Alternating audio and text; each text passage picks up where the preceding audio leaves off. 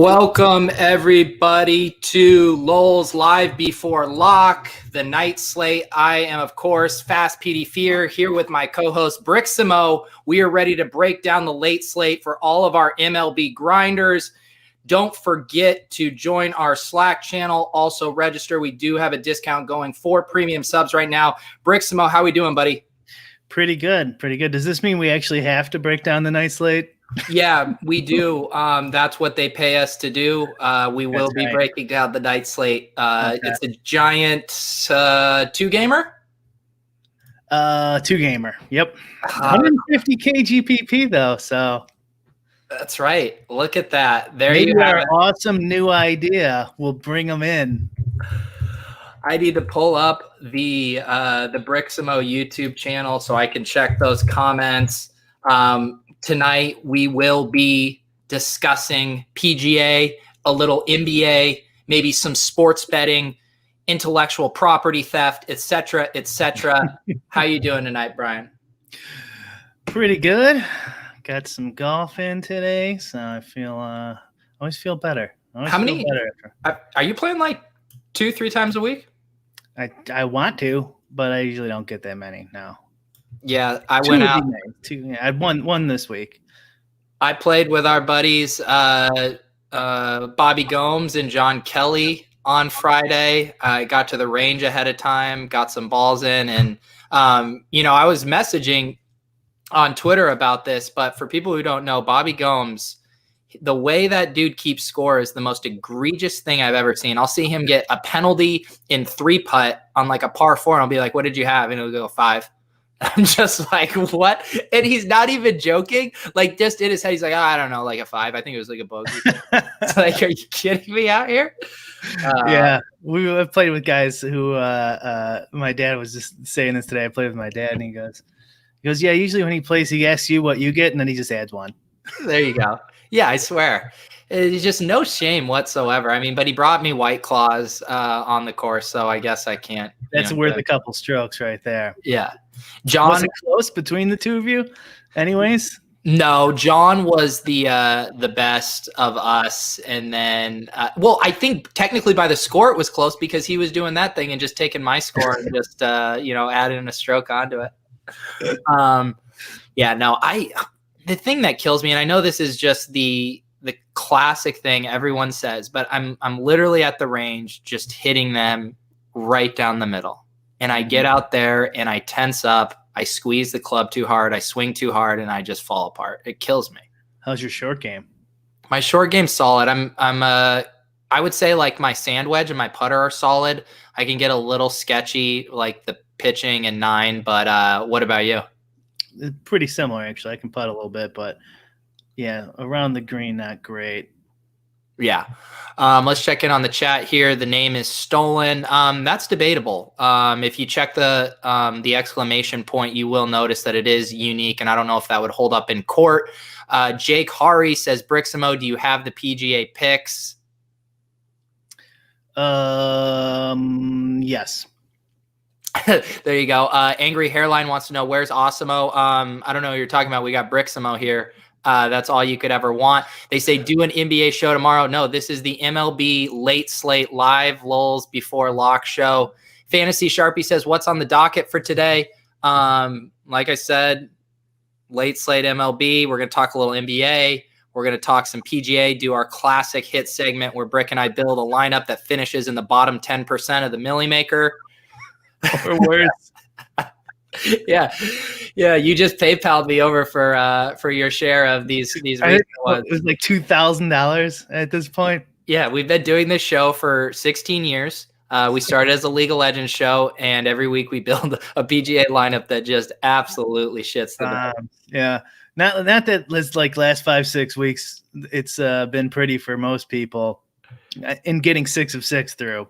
Yeah, it's been bad. Our buddy Steve Buzzard, he does his annual tweets about how many people were getting 5 of 6, 6 of 6 through the cut.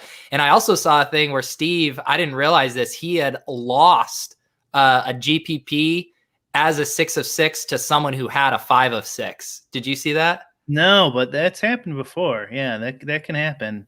What was the scoring last week? I don't remember. But there were so many few 6 of 6s. It's possible. And now that the cut is less players makes it through 65 instead of 70 plus ties. Yeah.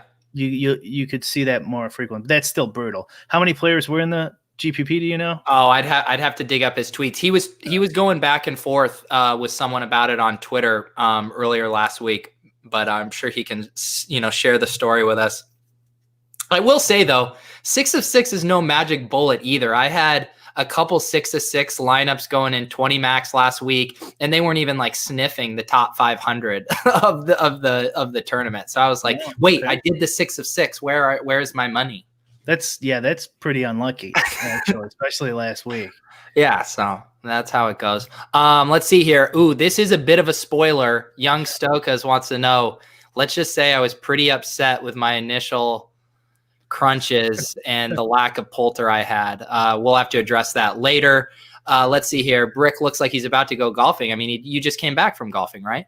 Just came back from golfing. Well, I mean, 3-4 hours ago at this point, but yeah. Someone said good Noren call last week. I mean, I remember that like it was yesterday. I even remember the conviction. I even know who Noren is. All of those things are true. He was my guy. He did succeed, and that's why he subscribed to Briximo. That was a good call, yeah. A-Gray Hairline, I'd kill for FanDuel content, but not pay. Yeah, that's, I guess if you did hold one of us at knife point and demand FanDuel content, we would have no choice but to give you free FanDuel content. Brian, what do we do with this guy? I don't understand. This show is free, and as always on Live Before Lock, night Slate, we can go over FanDuel if we hit it. Yeah, but I just want people to know that going forward, the late night Slate shows will be behind the paywall. Brian, you sent me some news over DM. I believe it was last night. It wasn't even on my radar. The Massachusetts, sports betting legalization. It's been a long time coming. Seems like the wheels are in motion. Yeah. So what I saw in the tweet I sent you was it passed the House. So I didn't look into the legislation very closely, but it will most likely have to pass the Senate if it hasn't already. And then the governor will have to sign it. I'm assuming Massachusetts works the same way as Illinois in most states, but. And what's the stuff going on with the Illinois where it was like the only way you could register was in person at a few select locations? Yeah, just pure political bullshit. The Rivers Casino that there's a bunch of Rivers across the country, and there's one here in Illinois, and their owners are like a powerful donator, and he's been like blocking poker legislation for a decade, and he was a big problem with DFS getting through too. He's not the only one. There's a lot of competing interests too, like the horse tracks get in the way. And the casinos and horse tracks, especially the horse tracks, since they're subsidized, they're so like linked up to the legislature that it's like hard to like do anything about it, because that one, they donate, a lot of tax revenue comes in through casinos and such, right? They're big time employers for the areas, for those state senators and state reps, right? So they don't want to piss them off. And they obviously donate to all the different types of donations you can do. So like individual, the party, right, which is big, like the Democratic Party, like the Senate party has its own, the Cook County has its own PAC, and so like they donate a ton of money and have a lot of influence. And so when these like outside companies come in, especially with poker stars and everything, poker stars, and I think because Full Tilt was pretty much done at that point. But poker stars, when they came in, they're just like a foreign company. So like they had the best lobbyists in Illinois and couldn't get anywhere. Yeah, I mean, we got past the Senate, I think, back in the day, but that was like as far as it got, and they killed it. And so, did you end up registering somewhere? So yeah, the three places I saw you could register in Illinois were DraftKings, FanDuel, and Bet Rivers. So I registered for them, and then I went on Bet Rivers, and it wouldn't geolocate me, piece of shit site. So I went on my phone, and it did. And then I put in my credit, and I put in PayPal to do it. It had PayPal. That was pretty cool. Yeah. Didn't work. Then I put in my credit card, declined. The card works fine. Yeah. Yeah. I'm like, you know what? I give up. I don't even care. Fuck you. I hate Bet Rivers. The only reason I want to go there is I want to take some of their fucking money for all their pain and misery. So what happened with the Bet Rivers thing was, so when the coronavirus hit, the casinos, like I'm assuming, complained saying no one can come register for our brand new sports betting. And that's going to bring in a lot of revenue for the state. And so make it where you can register online, which is bullshit to begin with, that is a clause, right? Like, why can't you register online? Why is being in person, who are they trying to save here? It's just a bunch of garbage. And there's not allowing, it's just pure political or like sin shaming, right? From like old school people who hate gambling, that old Puritan bullshit. And so you couldn't register online. So they waived that with an executive order, among a whole bunch of other things, for a month. And then FanDuel and DraftKings made deals with local casinos so that they could launch. And then they revoked, and then they didn't re-up it in the next executive order. So it's like this continuing executive order for coronavirus-related things that the governor's allowed to pass. And they took it off this latest one. So then Bet Rivers got all these signups, and now everyone else is back to in person, which of course during coronavirus, no one's going to go to the casino and sign up. And so whoever's playing is the ones they got. I'm not sure when or if that even goes away, that provision. But I mean, it's complete. The way they treat sin products in general. Vices, yeah, like just booze, cigarettes, gambling is in their eyes. There's probably some other ones that I can't think of. I think it's just ridiculous. I mean, I think adults should be able to freely transact as long as it's like not violent with each other. Consenting adults should be able to have voluntary transactions and interactions. And they just use the goddamn, oh, but what about the children bullshit, or oh, but what about the guy who loses his house, right? Like, they're going to prevent that.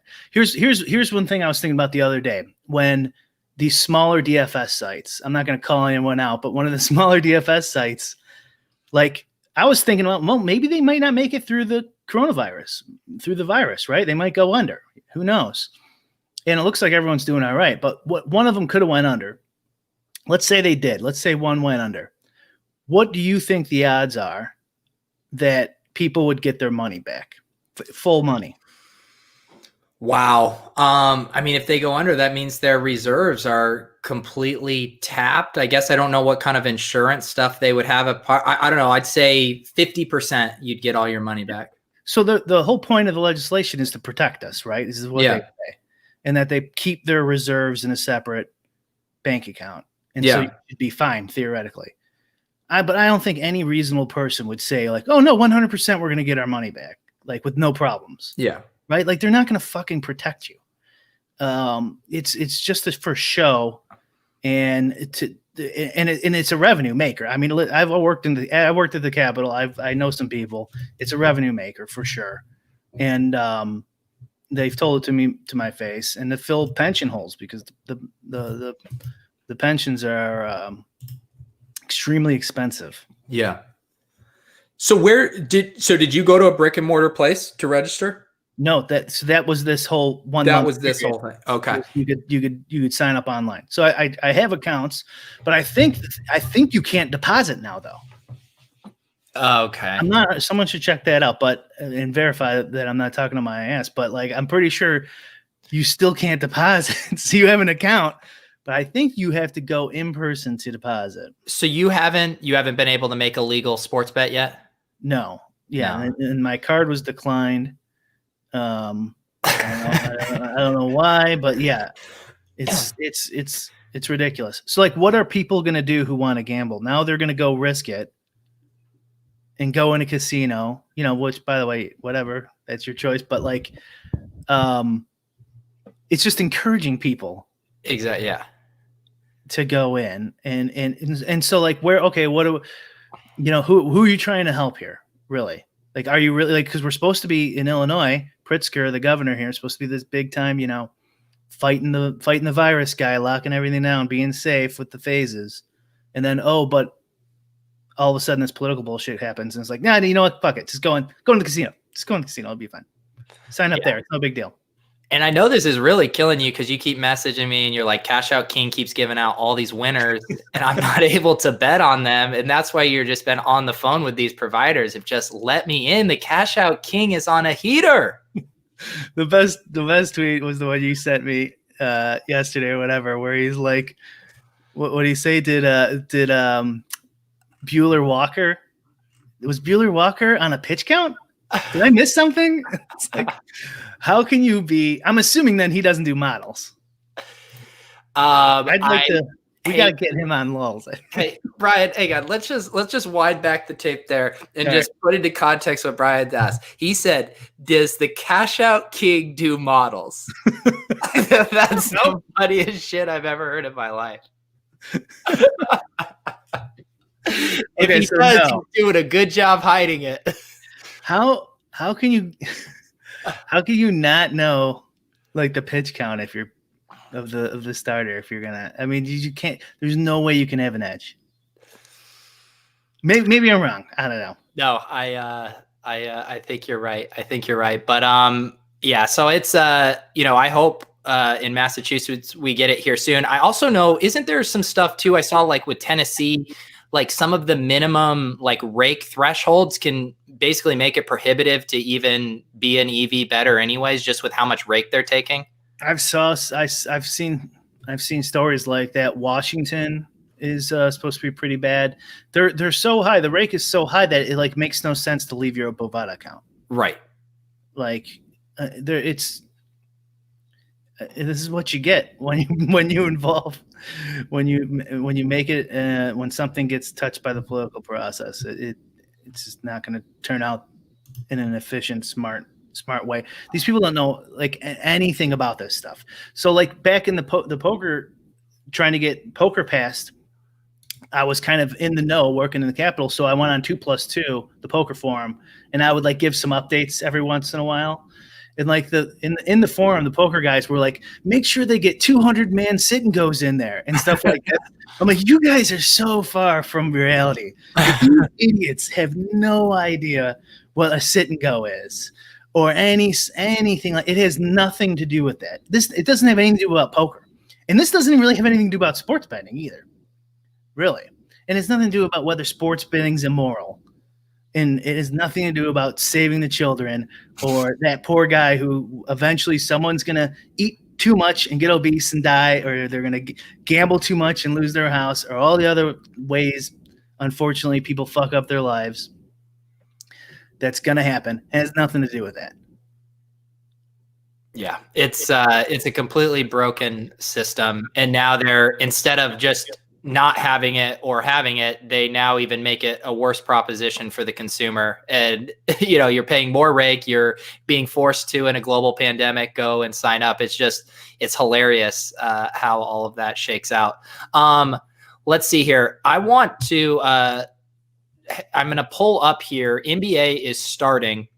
I pulled up this game set here for the big contests on Friday with a 6-gamer. We got the 2-gamer opening up tomorrow. Now, part of my thing with DFS, as you kind of know, Brian, and talking with me, is I get busy. I'm not around my computer all the time, all this stuff. When I look at these slate times and how staggered they are, and I know the way starting lineups in the NBA work, this gives me a panic attack as a busy person who would like to theoretically play NBA DFS. Yeah, you're gonna have to stay by your computer in NBA DFS if you want to win long term. Yeah, because Because what in the normal NBA slate, it'd be at what, like 7 o'clock, and it would be the majority of the games would have lineups out at that time. Is kind of how it would work. Yep. So yeah, 7 Eastern, 6 Central's usually lock. Not 6:05 like baseball. So don't get those 5 minutes you get in baseball. You might miss luck. And then the games are kind of spread out in basketball. There's usually like a couple 9:30 games, 9 or 9:30 West Coast games. But they I think they almost always get those lineups in before lock. Yeah. And do they are 3 hours? Yeah, there's no way you're getting that Rockets Mavericks lineup, and probably not the Kings Spurs. Maybe not even the Celtics Bucks. It's such a bummer too, because didn't even this year for the NBA, didn't they kind of overhaul the process a little bit to try to get lineups out earlier? Weren't they trying to reform that? Yeah, they had, I think you have to get them 30 minutes before lock or something like that. And they were trying to find coaches more for not getting them in. They were definitely trying. So I think it helped a little bit, but yeah, this is not going to work. Couple questions from the chat. A couple FanDuel questions. Is FanDuel NBA also going to be late swap? Do you know?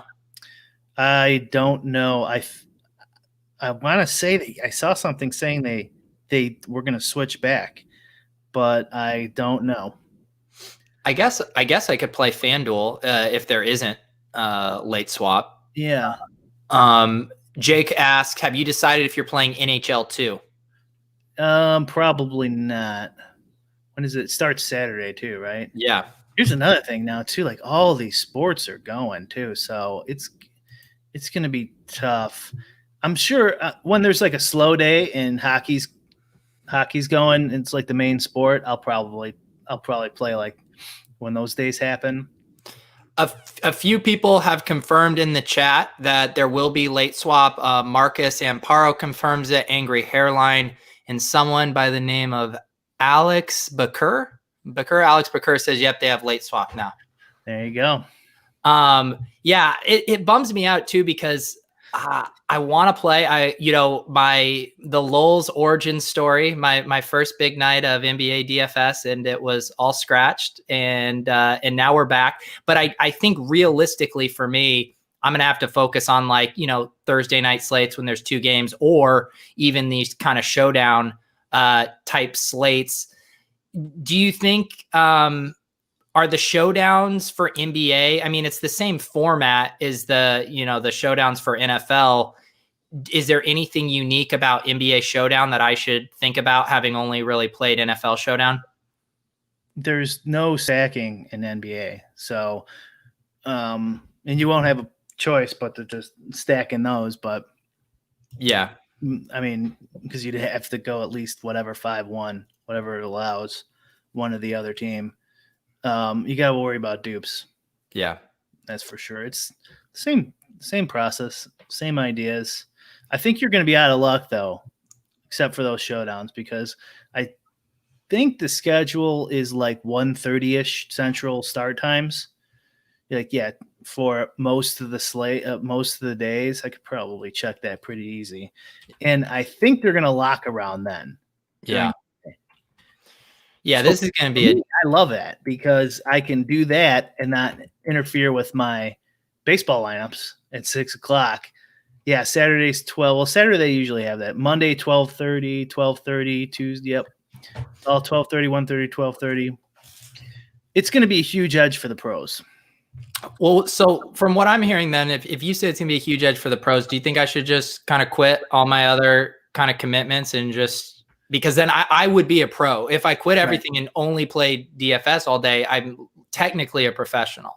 And you said it would benefit the pros, so I would immediately benefit from that, it sounds like. I think that's exactly what you should do. Fast Pete. I think I should kind of do a diary about it too, and kind of turn it into a book. How I went pro at DFS. All right. Yeah. Are there any other things that you are going to be watching for early on? I assume you're worried about, or not worried, but interested in seeing if the rotations and stuff are different, or how are you readjusting for this reboot?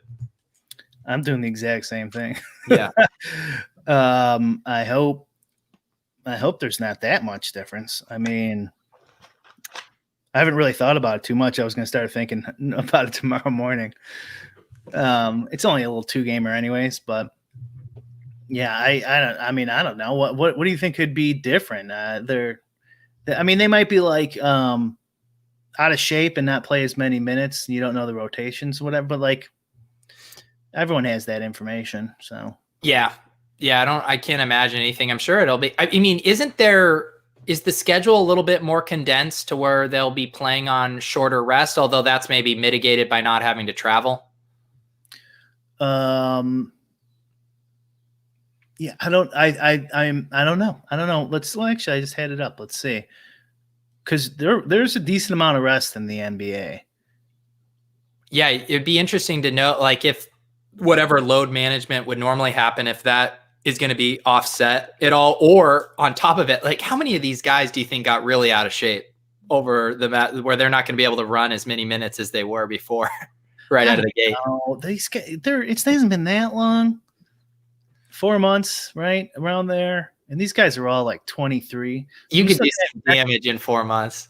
The Wizards, yeah, you could lose. You could. It's true. The Wizards play 3 days in a row. It looks like. So, okay. Or 3 out of 4 days. I mean, they're gonna. Imagine they're packing these in. I didn't really look that closely, but it doesn't matter to me. Yeah. Just because the way I do it, I understand it. It probably matters to some other people, but like the way I do it, that's already factored in, so I don't care. Yeah, I mean, and I was getting excited to play MLB. I mean, I did a few of the DraftKings free rolls that they had last week, but I haven't been doing it just because of the lineups coming out late, and I just haven't been able to dedicate being around the computer for that whole time and making sure I'm getting the updated ownership and all of that. It's just been it's tough. That's why I've enjoyed, PGA, MMA, NASCAR, these sports where I shouldn't say I enjoy NASCAR, but these sports where the news isn't late breaking and you really have to be on top of it to be profitable. You enjoy eNASCAR. I love eNASCAR. Bring it back. I wouldn't recommend it, honestly, if you're not going to be at your computer, because it's just inherent in NBA DFS that the late, a game that hasn't locked yet, a guy could easily get benched, and that changes the whole slate. It's not like baseball. Like, even if Mike Trout gets benched in baseball, which he's starting, so hopefully that doesn't happen. Even if he gets benched, it's you just swap him out for the next best guy, and like you lose like half point or a point and a half or something. Yeah, on how many players are available, but it doesn't matter that much. In NBA, it matters big time when a point guard goes down and there's the backups, and yeah, just pretty much not anyone, but a lot of players, if they're not playing, it just changes the slate completely, more than any other sport. And now with the virus, you got to be extra careful and not leave your computer. And I know you're an NBA expert, but you really kind of have to be if you're going to just do it from your phone, like you're swapping and stuff, like late, if you're going to go out, whatever, to the bar or dinner or something. I guess no one casino to register. But you know what I mean? If you're not at your computer, you really got to know your stuff to swap to, know if you should swap and who you should swap to, without, at least I would, without having an Excel in front of you. Yeah. Yep. That's the tough truth. I think I will say I was last year when my thing with NBA is I would play some showdown. Like if I would go to a game, I went to a Nuggets game, I went to a Celtics game, and I would play the showdown slate for the live, sweat, in-person sweat. And I didn't mind the showdown NBA. I think I'll mess around with that a little bit for some of the night primetime games, and there'll be some big ones too. There'll be some big ones that play. The weird thing is, all the amateur DFS players are the ones who want late swap. Yeah, I guess it's not weird. I understand their perspective, but like, it's a big disadvantage for probably 98% of them. Well, it goes back to the thing you say of the idea of keeping all the variables in your head. I mean, you can think that you can keep them in the rotations and the minutes, and then how that impacts projections and ownership and all that. But it's like, I know I can't. Yeah, so like they're going like, okay, I have Anthony Davis, and the game he gets scratched 5 minutes before the late game, and then you switch him to some garbage guy, and he's like, but at least I'm getting points. It's like, yeah, but I'm switching every game on all this news, right, and updating all my predictions throughout the night, Yeah. right, and plus all the variables and different things that I'm assuming I have an edge over him anyways. So it's like it's and most people don't swap as much as they probably should, especially in football. But still in the NBA, even though it's really sharp, it's hard to beat. But yeah, when you do some of your late swaps, are you even taking like, is it tiered based on like, okay, this lineup's in line to win this GPP, I'm going to do a safer late swap. This team is just toast, I'm going to go super high variance, even if it was like the same player that you were having to swap? Or do you not think of it like that? I would only do that if like I'm in right, like a 3-man, and I need to beat the guy above me, and I know what likely player he's going to have, and I have the same player, so I got to swap off and just gamble that a lesser projected player gets more points, because otherwise I can't beat him, or a 10-man or something like that. Maybe if you're at the end of a tournament, a big GPP, and the guy above you has got one guy left, and you have one guy left. Yeah. But I rarely do it. I really just do it on information.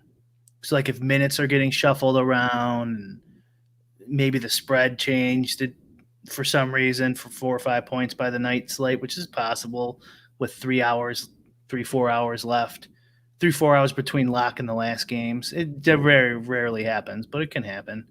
Based on information. Yeah. All right. That is that will do it for our NBA talk for now. Maybe once I get in these showdown streets by next week, I will be ready to pepper Brick with some showdown NBA questions. Any final NBA words of wisdom for the people? Ask him to remove late swap next year. Remove late swap. What? Anything about incense? No vibrational. I don't. I'm not feeling the vibrational measure frequency right now. Yeah, so. I'm not getting the good vibrations right now from this NBA staggered start times here. It is still golf season. It is always golf season, which means we have the $1.75 million Southwind special this week. So we're down from a milli maker, but I guess the playout structure is a little better. Yeah, I'd rather play this one. I'm going to be so pissed, Brian, if the one time we win it and it's not a milli maker. I mean, can you imagine the run bad for us if we make this 500,000 and can't say we won the milli? I know. Should we just turn it away? We might just have to pack it in for tomorrow.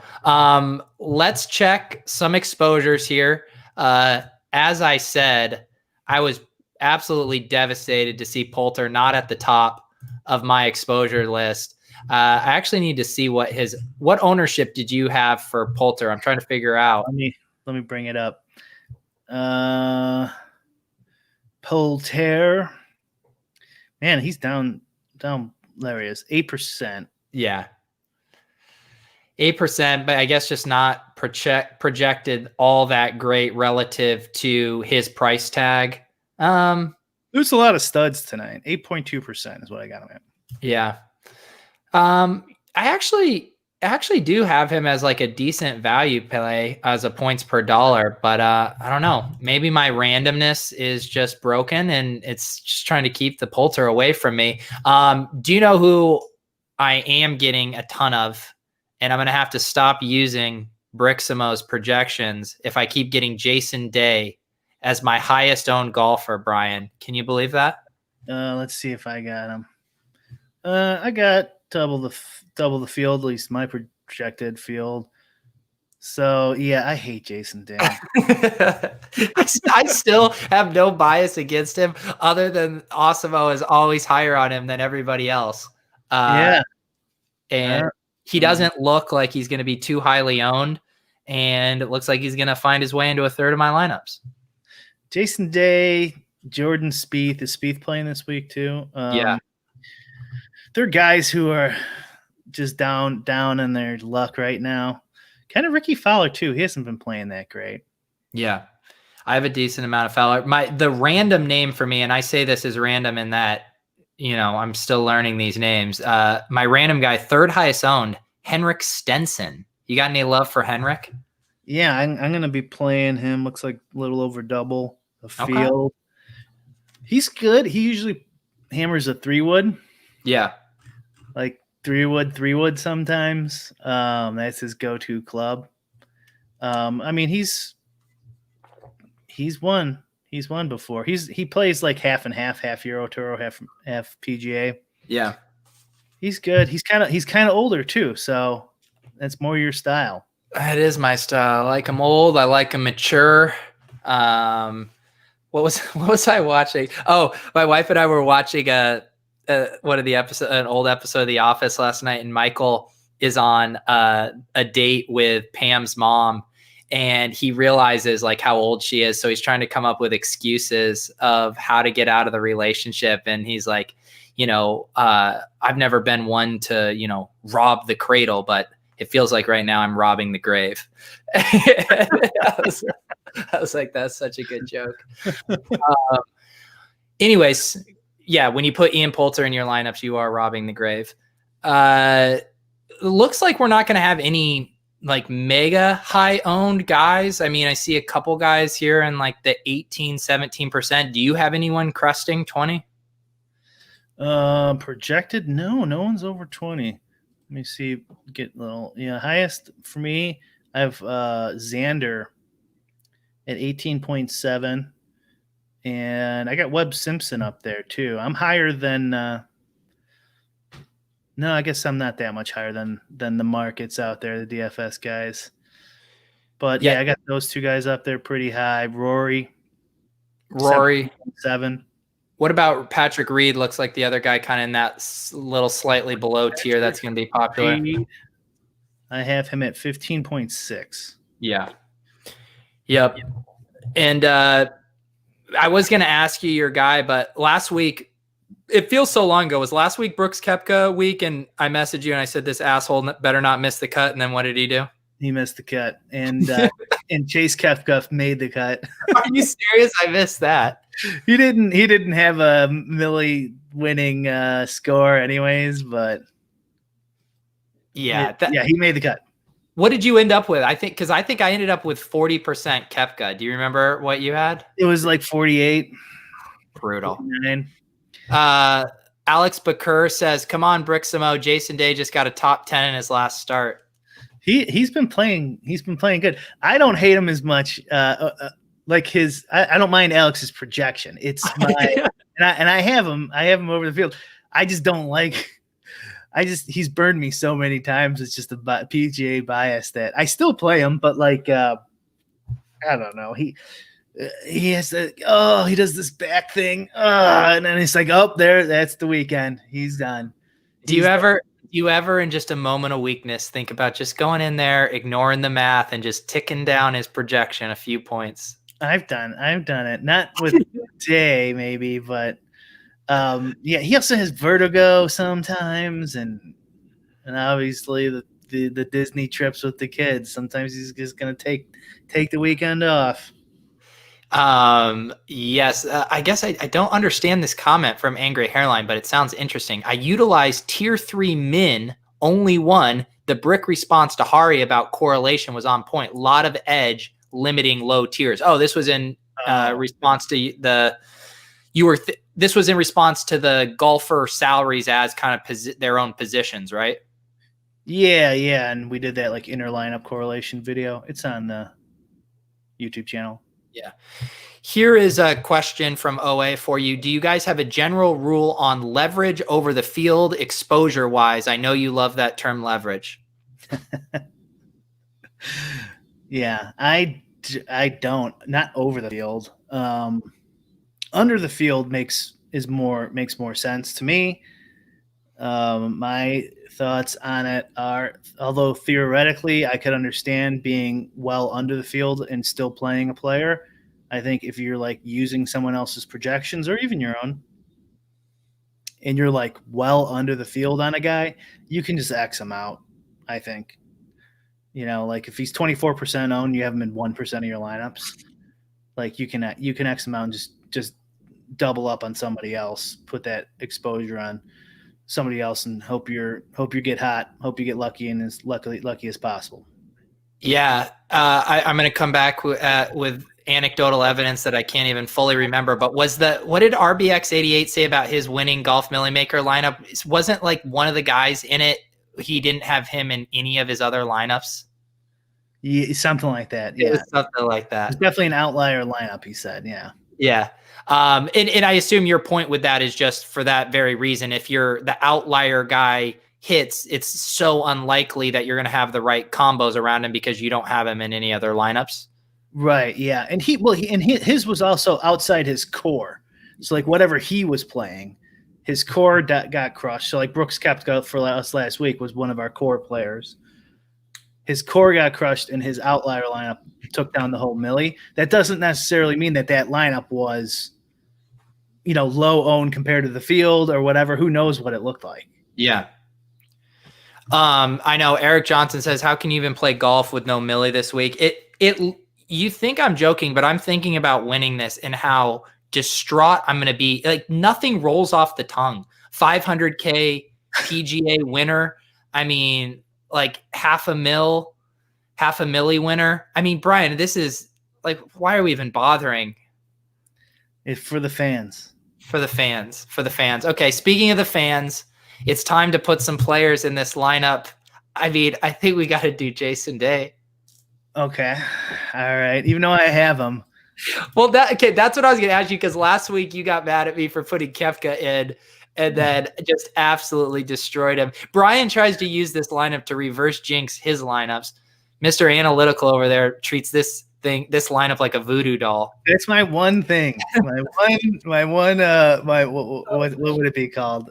My one superstition. What like bad habit is jinxing. Yeah. And no one knows what jinx theory is all about on Twitter. What the hell are these people doing? They're jinxing their own lineups. They're congratulating other people before the tournament's over. It's like, what is wrong with you? That's like, can you imagine like a poker tournament? It's like 3-handed at the end of like a 3-day tournament. You go up to, oh, congratulations, well done. You're gonna win this because you're chip leader. You know what you need, bud? You need a little of this in your life. You need to chill out. There's no need to worrying about jinxes when you got good vibrations and a little sage burning, dude. That's the music in the background. You can't hear it either. Alex, did you see this too? A little promotion here. See in that bottom right, the Join Osimo ad right there. You're everywhere. Nice little integrated ad promotion on the vibrations clip there. Anyways, we're getting off track here. Let's do a quick question and then we'll build this lineup. Do you pick players based on weather? Supposed to be windy. Is it worth factoring in? That's a good question, Brian, because I did not realize it was going to maybe be windy. I didn't get that far in my analysis yet either. Yeah, it definitely matters. It depends on how much. It depends though. Like, so some wind is different than weather. So I know it's part of weather, but what I mean by like inclement weather, where it's going to rain or thunderstorm, because it's tough that it doesn't come a lot of times when they say it's going to come, and then it goes to the other side, and so you have it at the wrong time. And also they could pause it because of thunder, and then it goes, and then they let it go away, and then your guys come back in like some super awesome golfing weather and like the greens are all receptive, and so it could just completely backfire on you. But wind, though, it seems like that could be variable too, where they say it's going to come in at noon and it comes in at 2 or 3 or earlier, and then you're screwed that way. But for sure, I mean, have you ever golfed in heavy wind? Like, it's like not even fun. Like when the wind's really blowing and you blast one and it goes like 50 feet in front of you, like you hit it as hard as you could. Like, it definitely matters. And I don't have weather data for golf. I wish I did. Is this a thing or is this a joke? Touts are picking good wind players. Is there such thing as a good wind player? That seems I wouldn't factor that in, but they do talk about it. So, like, the Scottish players are like notoriously good bad weather players. It's like Rory in Northern Ireland because the weather's so shitty there. They grew up playing that, and also like the Texas players, I guess, play in a lot of wind, and so they like learned how to play it better. So that would be against Jason Day because he skies the ball higher on his irons than like most PGA players, if not all of them. And so the wind would theoretically hurt him more, but I don't know what side the wind is on. We should actually probably look at that. Well, yeah, and I was just pulling up. So Roth has his stuff up. He says, looks tough to pinpoint a winning strategy based on weather this week. A lot of rain around and not sure if how it'll affect tee times. And then he has it as an orange rating right now on Roto Grinders. And you guys can go get your sub on. I won't give away all his goods for free, but based on this tweet, it looks like he thinks it'll be tough to actually make decisions based around it. Okay, that makes sense too, because I'm looking at tee times here, and the first tee time is 11 a.m. and the last tee time is 1 p.m. It's a 2-hour difference. It's not going to matter that much. Yeah, and you might want to really look into that, but that's way different than normal tee time where the first guy goes off at 6 and you could have someone going off at 3. Right. Okay. I have no idea if Jason Day is good in wind. I will, Brian, because my kind of leadoff picks have been so disastrous. I'll allow you a Jason Day veto if you want. I won't even be mad about it. I don't care about Day. Put him in there. Let it rip. I think it's a reverse jinx, which is a good thing. That's what I was just setting it up for. The reverse. It's a reversal. Now we're turning into Bill Simmons. Me and J Bug reverse double jinx the Celtics. All right, it's your pick. Now with all this wind chatter, Rory's looking really tasty right there. Hold on, let's see. Great wind player. I have to make the jinxes all line up perfectly. Brian's gonna put the hex on this lineup so he can win the 500,000. What about Tony Finau? Let's spend some salary. Finau, Xander, Cantlay. Well, how about one of those three? What do you like out of those? Let's just not do Xander because he's the highest owned of those guys, right? Okay, yeah, I got to start adding up the salary too. You're right. Yeah. So who did I say? Finau or Cantlay or Webb? Do you have a feel on any of those three? Webb also looks popular. Finau's been solid of late. Cantlay about the same ownership. Who do you prefer of Finau? I mean, you're getting $1,000 savings on that, although savings is never a problem with our lineups. That's true. Cantlay? Yeah, let's do it. So we got Cantlay, and who was the other guy? We got Jason Day and Cantlay, which leaves us with 7,900. And how much ownership does that put us at? I'm telling you in 2 seconds here. Angry Hairline. I do apologize if the title of this show misled you. I don't know if on the Lolz Live Before Lock 2-game MLB slate, we are actually going to be able to get to the 2-game MLB slate. I'll tell you who I took in the regular slate. Here we go. Brian will let you know. We have 25% ownership. Okay. It's your pick. So I'll look up those stacks. All right. I believe I'm going to pick my guy. Let me just check here. I'm going to pick my guy, Henrik Stenson. I like San Diego and LA were my two highest owned stacks for those night games. Stenson, okay. This is a man who's not afraid of a jinx right here, ladies and gentlemen. No, I lean into it. He leans into the jinx. Because this is my thing, Brian. I want, week after week after week of just taking a bath. When the stars align, I want them to align in such a big way that everything hits.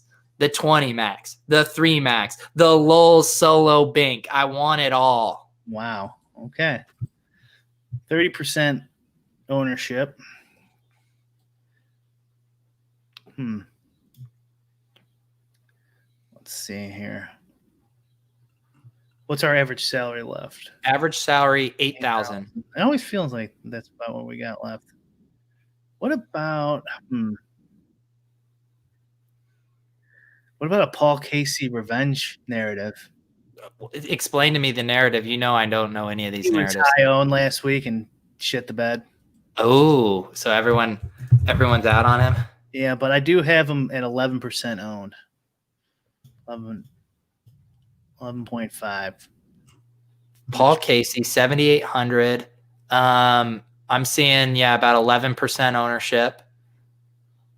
Pretty nice value. It looks like points per dollar value based on projection. He might be lower than that after people are pissed off. All right, let's do it. Revenge narrative. Uh-oh. Yeah, hang on. This is the signal we needed. Never roster Casey. That's the ownership signal we needed to put him in our lineup. Who said that? Oh, sorry. Bronco Bick. It's kind of like, when you were walking around during the crypto boom and you'd hear your taxi driver talk about buying Bitcoin, and that's when you knew you needed to sell. When everyone just recoils when you say you want to roster a player, that's when you put them in your lineup. I got it. You contra trade your emotions. Okay, it's back to me. What's our combined ownership right now? We're at we didn't really set a minimum. I guess I could check. We're at 41% right now. Let me check. I don't know if you looked at the total ownership, but it's not that high. 75 or something is probably the most you can get. Well, whatever. We got 7-8 points left if we want to stay under. Okay. Can I interest you in a man whose name I don't know how to pronounce? Boysenholtz. Oh, okay. I don't know how to pronounce it either, but I have played him a bunch. That would leave us with 9,500. I had him around 5% ownership. Yeah, I have him at 5.4. Okay. So we need one more guy in like the 5 range. You'll be fair. And how much? We got 9,500 to play with. Oh, that's gonna be tough then. We can restructure like we normally do if we need. Yeah, okay. Brooks Koepka's just staring us in the face. 2 weeks in a row, Eli hasn't watched our show. Wait, are we just gonna go? Oh my God! I always brag about how I don't have biases about these show, and I literally just got a knot in my stomach thinking about going back to Brooks this week. I was like, I can't. I know. Yeah. Oh, should we do it? Dustin Johnson, even worse. I don't know if you saw yesterday. Last week he shot +7 on day 1, then withdrew. Yeah. I had like 30% of them too. Oh my God. Well, Dustin Johnson actually. What do you have him projected at? Like 8%? Let me look on. 10.1. 10.1. Okay. I'll do whatever. Who do you want? Well, all those guys, he's the lowest. I have the lowest projected in that mix. 10%. Johnson? Yeah. Do we go double revenge narrative? Oh my God. I don't see how that can lose. I think that's the 500K winner right there. We're so good at building lineups that people just hate. Just like, who would want to roster Paul Casey and Dustin Johnson after last week? Well, since we're doing it publicly, we have to make lineups people would hate. Otherwise, they'd copy it. That's true. I know. That is the one thing that is preventing Lolz dupes is just making the grossest lineups. And I think people, what they do is they make their own little 1v1, 2v2s off of it. Day and Casey for sure, people. Day, Casey, and Johnson, people aren't going to be happy with. Stenson hasn't played in a while. Cantlay's always popular. Yeah. And Bezenhoit is he's been playing well too, so he might get a couple clicks extra. Yeah. But yeah, he's unknown, so relatively unknown. So I like it. This is a kind of gross lineup that finishes in first or last, and we continue to finish last, so we're due, right? Yep. Was there 82,000 place that see we'll do better automatically because there's less entries. Yeah. This week. So we're gonna crush what we've been doing, no matter what, even if we finish dead last. There we go. All right. I'm pressing submit. All right. And I'm saving my crowns. Beautiful. There she is. I believe that is going to do it for us this week, Brian. Any parting words? No, it looks like baseball's gonna play, like with the Marlins business going on. So it looks like they're gonna mow through, which is good for football. Yeah. Yeah, I mean, we already had the news today. Damian Williams from the Chiefs opted out. I believe we have a couple more days where players are still able to opt out. I would bet we're probably going to get a couple big names still to come at this rate, which will be interesting. Yeah, if it's special, it's got to be offensive players for us. But yeah, exactly. Yeah, but it's good. Hopefully, there'll be relatively little amount of hiccups for NFL, and things will be back to kind of normal for sports, anyways. There you go, guys. We appreciate you tuning in for the very special Lolz Live ! Before lock trademark ... night slate for Briximo. I'm Fast PD Fear. Have a great week.